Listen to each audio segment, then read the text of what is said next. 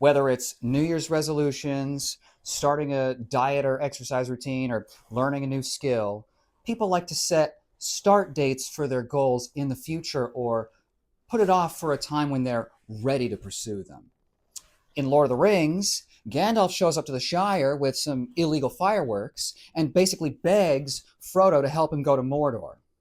Okay, but that's a fantasy. This is reality.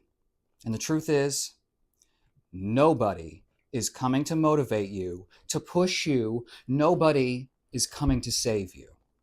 The soulmate that you so desire is not going to go door to door trying to find you. So if you're waiting for a sign, then this is it. Okay, now people like to set these dates that they'll be ready to start their goals, right? The classic one is New Year's resolutions. As of January 1st, I'll start the exercise routine, I'll get into shape, I'll lose the pounds. Okay, or some arbitrary date like by my birthday, I want to be able to run 5 miles. Uh, you probably can't be more ready than you are already right now. Now, the chance is really good that the only thing that will have changed by that arbitrary day, a year from now, 5 years from now, is that you will have aged. Now, I don't know what your experience has been like, but for me, the changes that come with aging have happened pretty rapidly, right? At 27, I was at my peak strength. I was powerlifting. I bulked up to, again, like 215, 220 pounds when normally I'm like 145. I injured myself during a deadlift. I partially tore some ligaments in my spine, a bunch of other stuff. And even from then, I was lifting weights a week after, which I shouldn't have been doing, but I was able to because I was a 27-year-old man. Now, in my 30s, my back started to give me problems. I had to limit the volume of physical activity that I could do. And then ultimately, by the age of 33, I was walking with a cane. So I've seen my YouTube demographic information, okay? So I know you know what I'm talking about. You've already seen this for yourself. These things can happen quickly, and you don't expect them to show up, right? You can tell the younger generation, oh, this is going to happen to you too, because I heard it myself, and I ignored it because I thought, I think maybe I'm invincible. Certainly feels like it. So I acted like it until I had to pay the price down the road today. So every minute, month, year that passes right now is precious. It could be, depending on how old you are, the most precious time you have because you're at your greatest capacity for recovery, change, all of the benefits of your hormones. It's exactly like a financial investment. The earlier on you get, the better interest rates you get. And that builds up over time.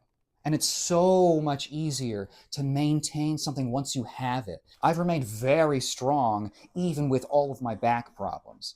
Use it or lose it is true, but getting it back once you've had it is so much easier and faster. Every time I've put on muscle again, after bulking several times, it just happens quicker, easier, more comfortably. So put the investment in early. I'm begging you. Now, if you're starting something new like exercise or a skill, you're going to have to stumble your way through the really shitty reps at the very beginning anyway. So you might as well get them over with now so you can get to the good stuff. By starting earlier, you spend more time at a higher proficiency level and closer to your physical peak. You can recover faster from your mistakes when you're younger, and you make the most mistakes up front. So all you got to do is start one day at a time and enjoy your participation in the canon event we've all gone through. To be the thing you want to become, like to go from taking boxing class to being a boxer, you have to live the lifestyle before you get there. To go from taking dance class to becoming a dancer, you have to exist in the headspace that you're already there. Okay, this initial stuff is just the montage leading up to it. This attitude, not Professional success or trophies is what makes you the thing, the boxer, the dancer. The key is you have to fall in love with the process, be fascinated by all the little daily details. World champions are back in the gym a couple days after a big fight because to them it's no big deal. It's just another day in the life. When I started seriously training to be a dancer, I had come from a big bodybuilding background. I was extremely tight and stretching felt hard. Not just like hard, difficult, it felt like I hit a wall, a very painful wall, and it didn't move for months. I mean, it was so bad that I couldn't like fully straighten my arms. So doing a forward fold, I couldn't even really touch my knees. And honestly, it did not feel like it was going to go anywhere. Like I was not improving. Several weeks on, just hitting the same spot. I did not see success for a very long time, but I got there because I still did the daily reps. Even when it didn't feel good, even when I thought I wasn't doing enough, I still did my due diligence every day, and I eventually got there. Results based thinking is what leads to quitting or failing, right? As soon as you put an outcome expectation on yourself, then you're being graded. There's a less than, there's an enough. If you truly love to do the thing, it wouldn't matter what happened if you won or lost or even competed at all. You would just continue doing it, regardless of the outcome. Okay, I have experienced this myself. Going into karate tournaments, being nervous, worried about like really wanting to win, that ends up hurting you. The pressure, the overthinking, it dulls your ability to perform. Okay? For your best performance, you want to be in the flow state, which requires a certain level of challenge with a certain level of comfortability with what you're doing. And if you're not comfortable because you're really, really banking on you have to get gold or you have to beat somebody, you will hinder your chances of doing so. As soon as I stopped caring about competitions, which was pretty early on, I won easily. Not prepared, hungry, the divisions got moved around, so I had to go up early without a warm up. It didn't matter. I was confident enough because I did not care if I won. I just did my best, and that's it.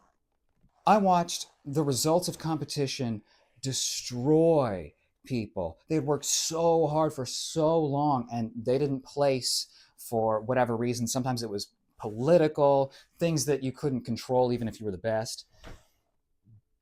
And it destroyed them and it affected their training and their motivation to train after that. But that competition happens every year. And there are many competitions everywhere, locally, internationally, where they could have easily won. But you get so focused, so married to the results of this one thing, and it controls you. Stop letting your anxiety control your ability to perform or your ability to show up. When you get stuck in a mindset of win, lose, or I have to do this or be this by this time, you lose the attitude of play and lightness. Particularly in physical skill-based work, the idea of play where it doesn't really matter if you fail or if you fall over, right? What's important is that you experiment and try new things in a relaxed place where you're not trying to achieve anything in particular. Those are the best fighters, the best dancers, the best anybody at their skill, the ones that can intelligently play. Right? Do kids think about like whether or not they're actually going to pass the test to be an astronaut if they're physically fit enough or if, they're colorblind or not going to be able to fly, you need a pilot's license? No. They just invest in the fantasy and play and go along with it immediately. They don't wait for the credentials. Now, you are very, very likely not a celebrity or a professional in the field of which your interest lies. There will always, always, always be someone better than you who started earlier than you, who has more advantages or talent or whatever. Are you them? No. That's like refusing to do good deeds because you're not Superman. Now, I wasn't the biggest bodybuilder or the best dancer, but I was almost always the best in any room I happened to be in. As a bodybuilder, I was about 220 pounds, very muscular, and in the office, in my family, my social circle, everywhere, I was the biggest guy. And everyone kept talking about, oh, you're so big, you must be so strong. And I was natural, I was not shredded.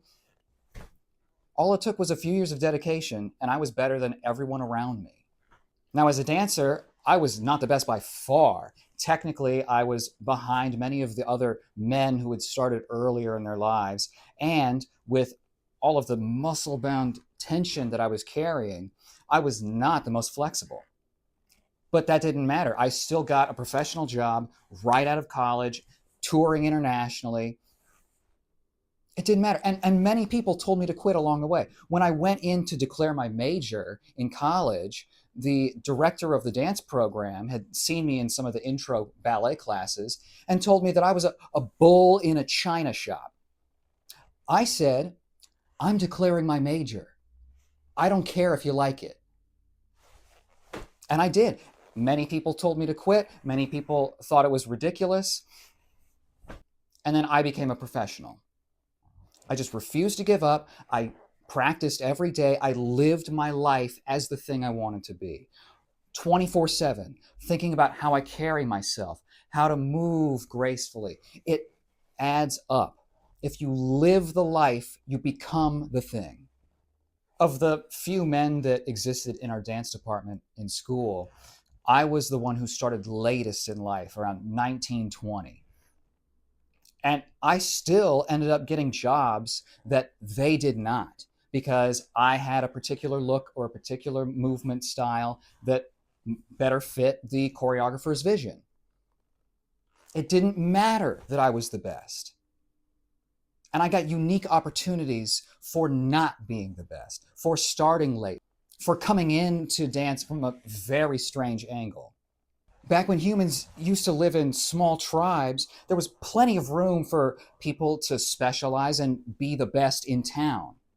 Now, with global media and internet access, we're all able to compare ourselves to anyone on the planet. And of course, we're going to focus on the freaks. Unless you're some world leader or political ambassador, which you are not, stop thinking on a global scale. The entire world is big, but your small pond is not. Okay, in life, you get back what you put in.